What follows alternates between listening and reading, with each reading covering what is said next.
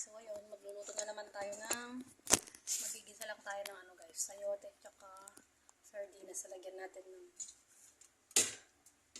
ito siya, dahon ng malunggay. So ayun guys, lalagyan lang tayo ng kaunting mantika.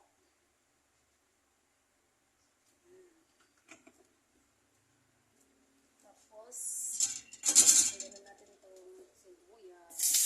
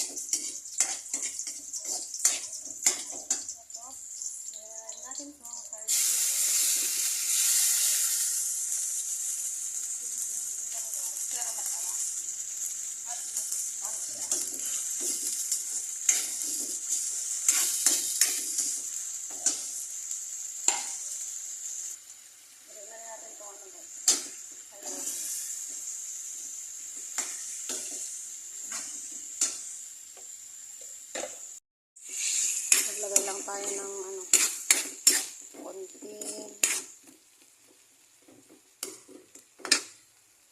tubig.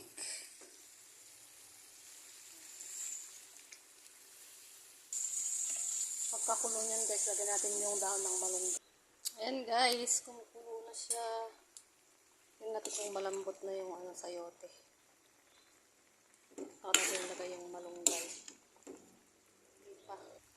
Ayan guys, pwede na natin lagay yung dahon ng malunggay. Ayan guys, simpleng ulam, ginisang sayote na may sardinas. Ayan. Ulam namin na naman ngayon. Gulay is life talaga.